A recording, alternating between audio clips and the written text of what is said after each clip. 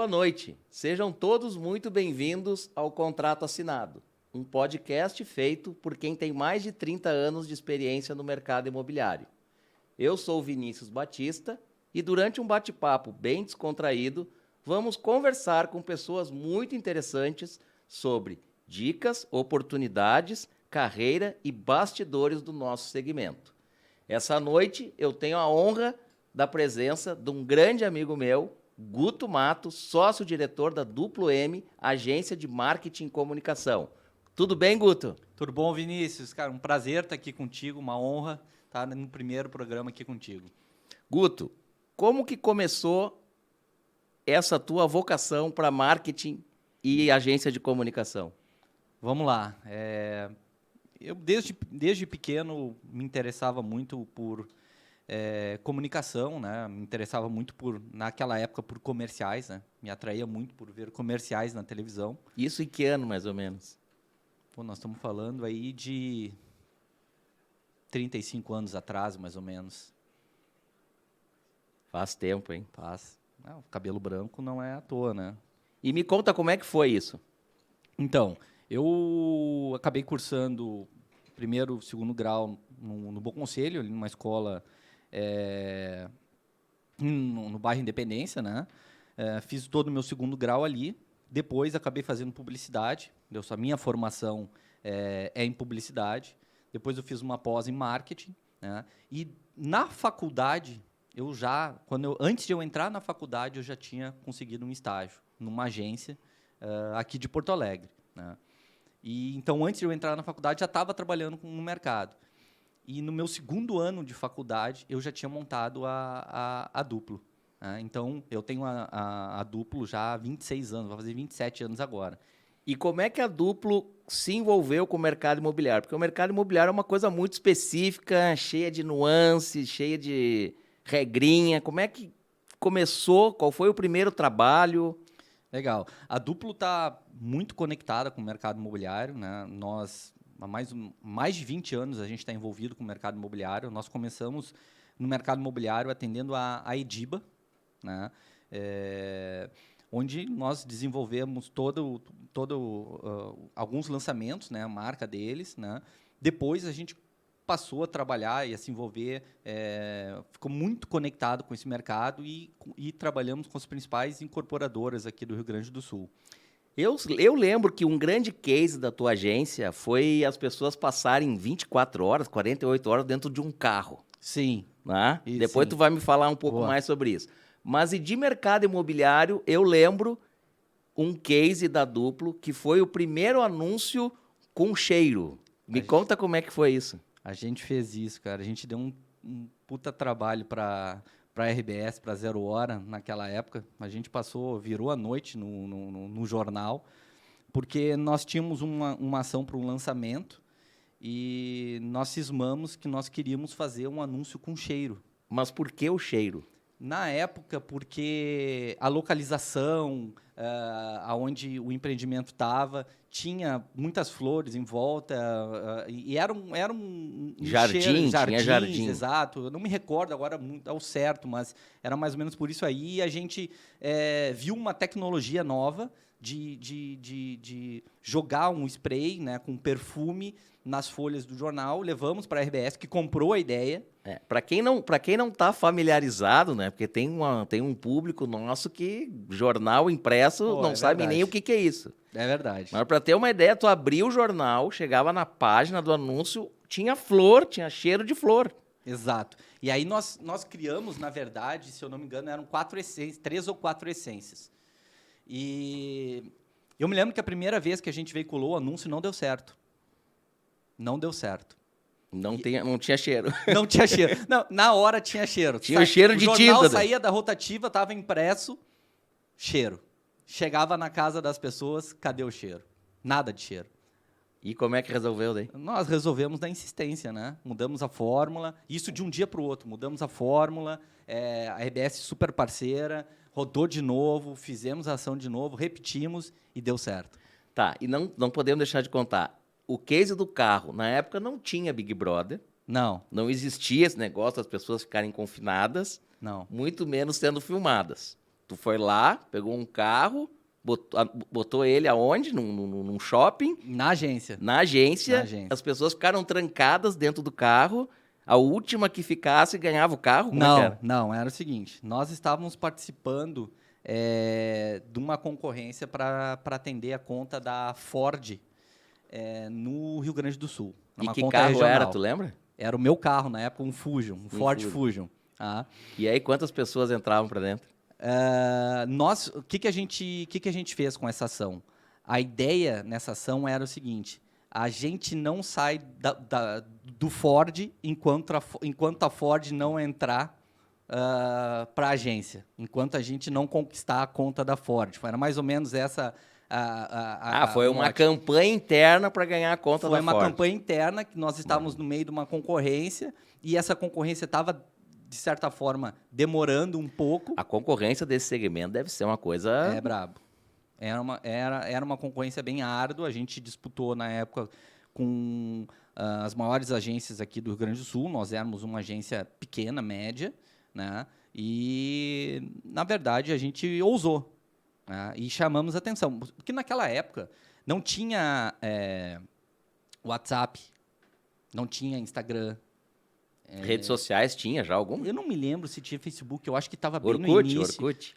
Talvez, eu não me lembro, mas assim, a internet que a gente colocou lá, nós tivemos que passar um cabo do teto do prédio da agência, atravessamos o pátio até o local onde estava o carro, rezando para que não caísse a internet. Era um negócio muito arcaico, assim, bem artesanal, né? E quantas horas as pessoas permaneceram dentro do carro? A gente ficava se revezando. O que a gente fez? A gente trouxe a rotina da agência para dentro do carro. Então, as reuniões nós fazíamos ao vivo dentro do carro. Teve gente que dormiu, teve gente que passou o Dia dos Namorados dentro do carro. Teve gente que não fez nada, né? Porque sempre tem uns que não fazem nada. Tem gente que não fez nada. Tem gente que ficou meditando, né? Meditar um pouco, né? Reclamando. Natural, normal também, né? Guto, voltando para o nosso mercado imobiliário. Que paralelo que tu faz daquela época que tu começou a atender o mercado com os dias atuais do comportamento do consumidor? Quais eram as coisas importantes a serem abordadas naquela época? Naquela época eu estou falando aí de 20 anos atrás. E para os dias de hoje? Com todas as mudanças de tecnologia, de internet, redes sociais, que paralelo existe do comportamento do cliente naquela época, que era um atendimento passivo, né? As pessoas esperavam, se fazia um anúncio no jornal, página dupla, tripla, quádrupla, né? Fazia televisão, rádio, panfletagem, e os corretores esperavam os clientes irem até o plantão.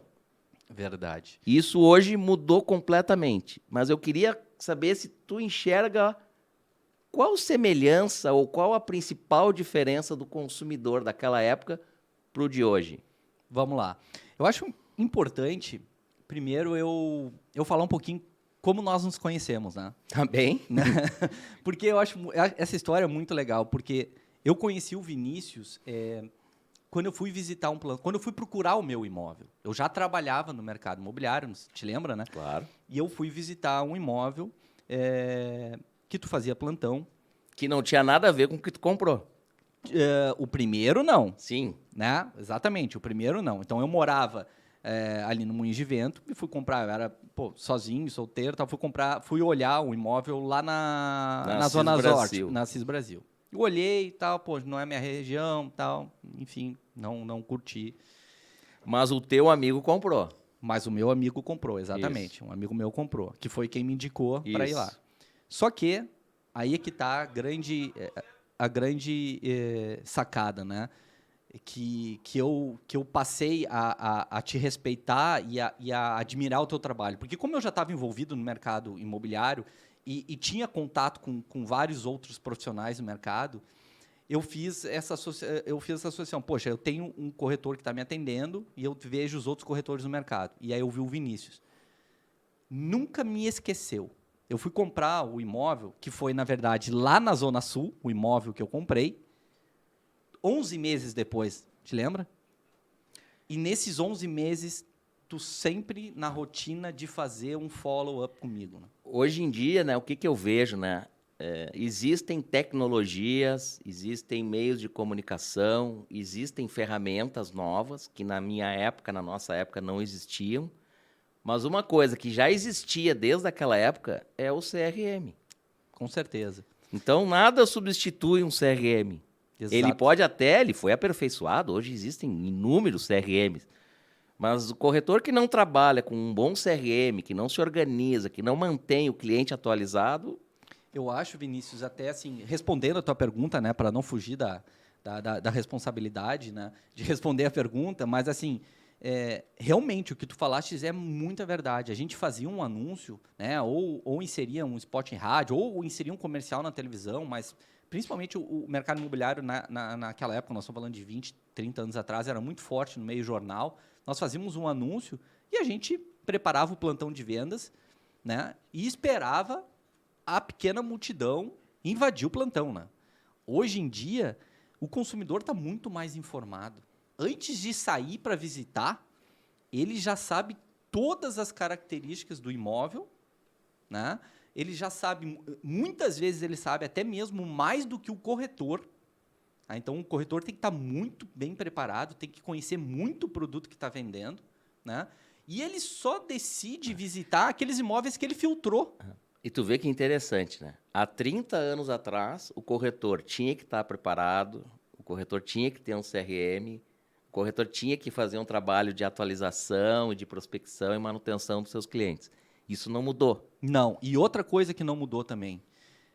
Na minha opinião, o mercado imobiliário, nós não estamos vendendo imóvel. Nós estamos vendendo sonho. Nós estamos vendendo a conquista da casa própria. Nós estamos vendendo um investimento. O corretor tem que entender de pessoas, na minha opinião. Nós estamos falando de se conectar com pessoas. Então, desde aquela época, o corretor ele tem que entender qual é a dor daquela pessoa. Tu entendeu a minha dor naquela época.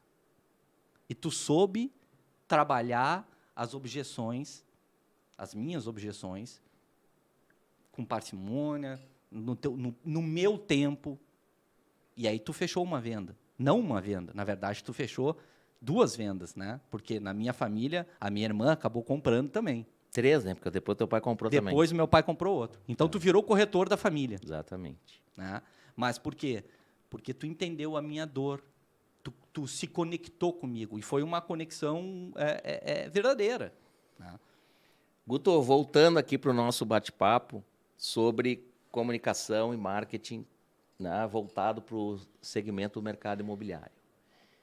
O Guto e a Duplo M, como é que vocês enxergam o mercado nos próximos 10 anos, em termos de comunicação? Tu acha que nos próximos 10 anos vai surgir algum fato novo, assim como surgiram as redes sociais, por exemplo? E qual o papel das redes sociais nos próximos 10 anos? Como é que tu enxerga isso? É uma boa pergunta, né? A gente fazer um exercício, né? Eu enxergo um mercado desafiador, né? Eu enxergo um mercado muito concorrido, um mercado onde as pessoas estarão cada vez mais informadas, mais do que estão hoje, mais criteriosas, né? Eu acho que a tecnologia ela vem crescendo muito, né? Então, hoje a gente tem tours virtuais, realidade aumentada, que parece que tu está dentro de um apartamento. Não, Né? e uma coisa engraçada, né? Há 3 anos atrás, olha como é muito rápido. Há 3 anos atrás, a gente tinha que fazer um post patrocinado. Agora não, agora tu já tem que fazer um vídeo. Né? O negócio vai ficando cada vez mais elaborado. Né? E tem gente que ainda está no post patrocinado.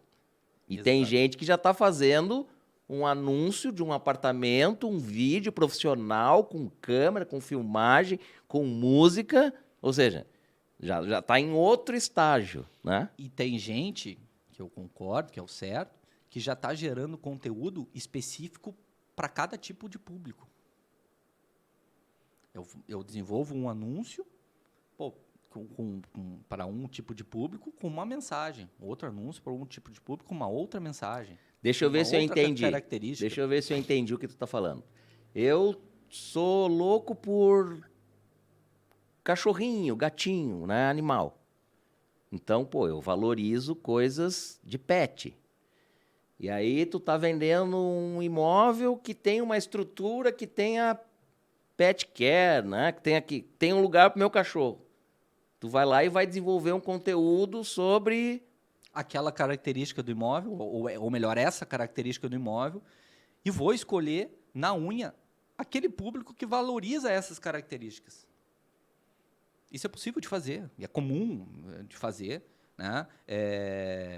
Geolocalização, uma outra coisa que a gente faz muito e dá muito retorno, né? Poxa, onde é que é teu imóvel? A gente sabe que um imóvel, normalmente, as pessoas compram, quem compra são aquelas pessoas que estão num raio de até 5 km do imóvel, 7,5 km, mais ou menos, do imóvel, um pouquinho menos, um pouquinho mais, né? Então, poxa, quais são os locais de referência dentro desse raio? É X, Y, Z. Então, eu posso fazer alguma ação dentro desses raios, dentro desses locais, uma ação de geolocalização. É possível. Fugindo um pouco do assunto comunicação e marketing, eu sei que tu tem um hobby, pode-se dizer assim, tu tá voltado aí para um novo segmento que é o mercado financeiro. Gosto bastante. Né? Tu dá mentoria, enfim, tá te especializando nisso. Que relação que tu faz mercado financeiro e mercado imobiliário?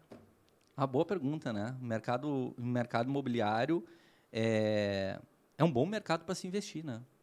É um ótimo mercado para se investir. E os fundos imobiliários? Vinícius, eu te confesso que não sou especialista em fundo imobiliário, tá?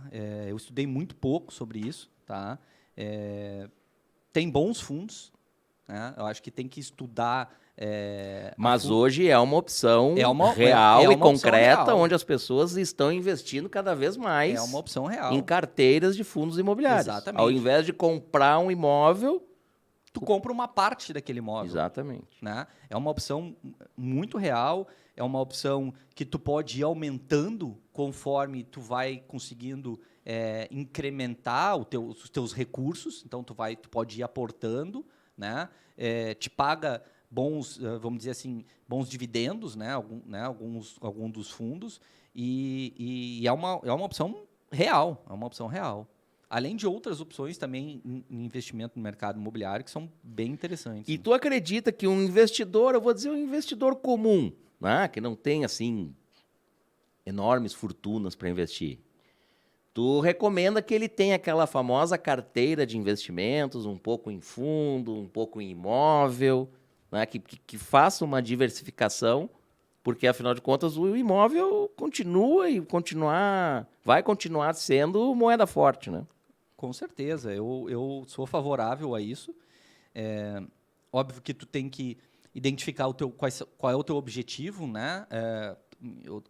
A idade que tu tem, né? Qual é o teu objetivo, qual é o teu momento de vida, né? E aí tu vai montando uma carteira e conforme tu vai ficando mais velho, enfim, conforme tu vai também tendo evoluindo na tua carreira profissional, tu vai mudando esse bolo, né?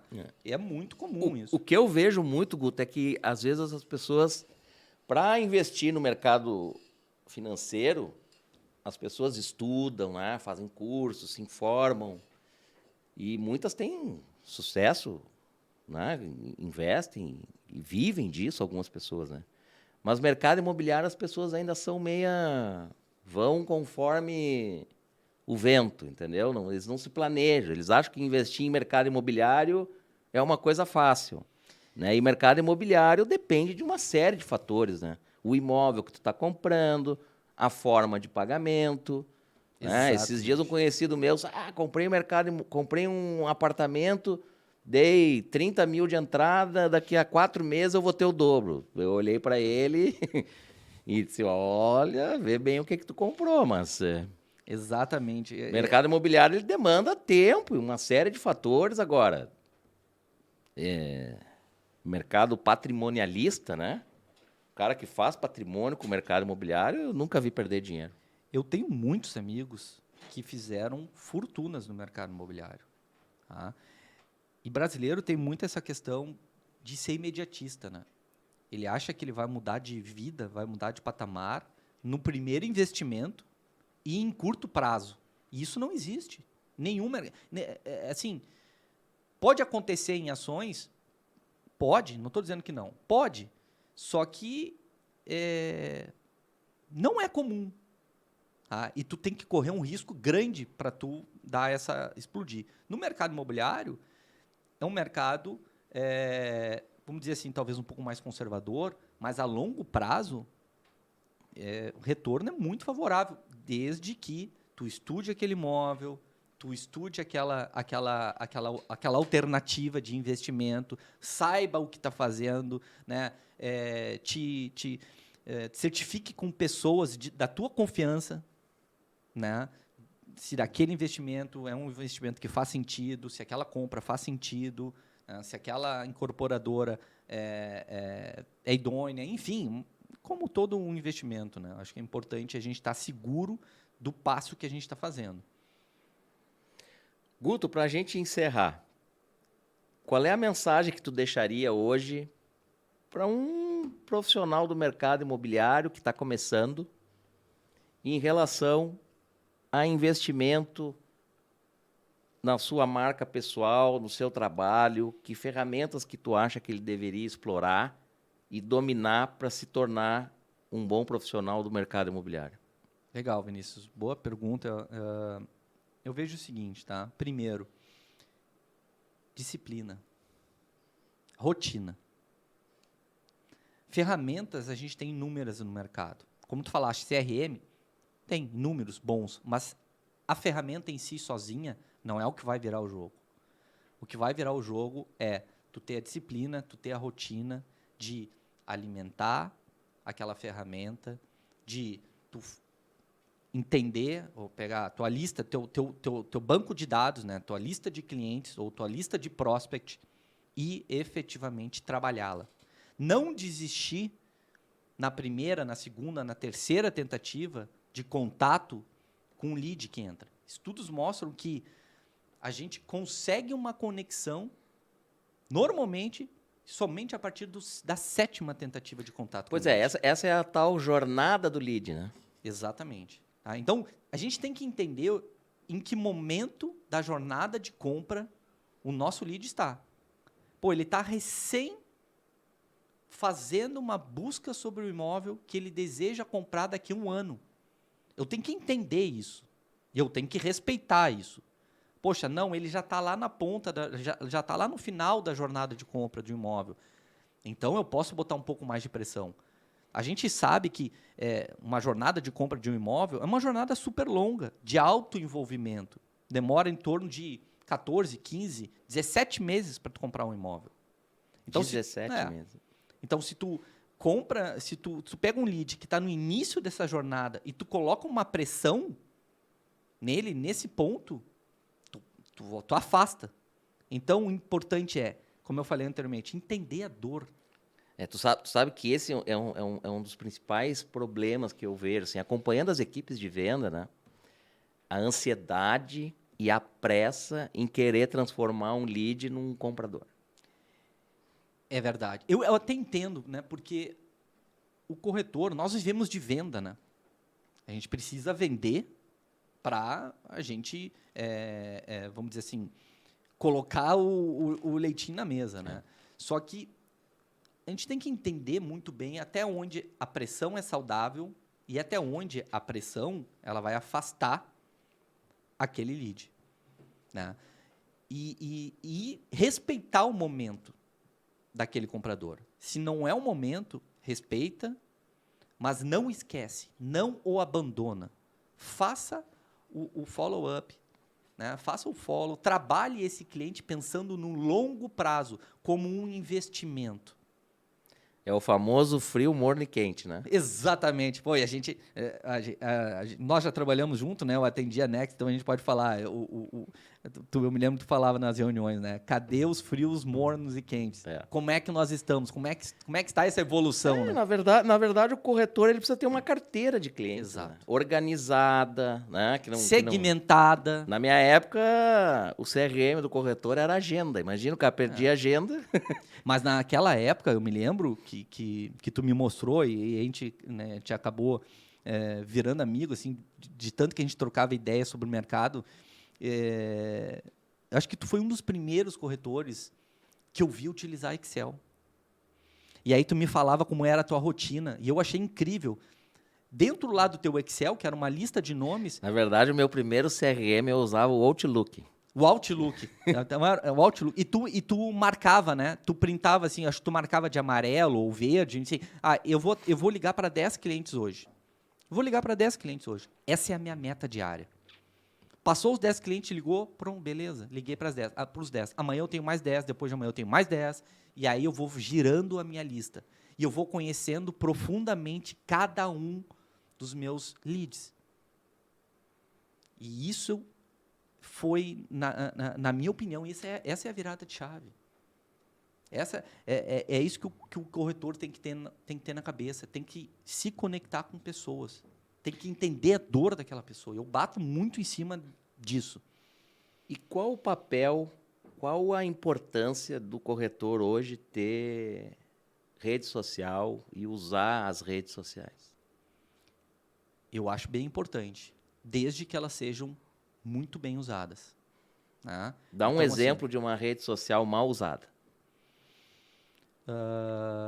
Eu acho assim, uma rede onde tu não tem um perfil organizado, uma rede onde tu não tem a tua bio lá explicando exatamente quem tu é, como é que faz contato contigo, né?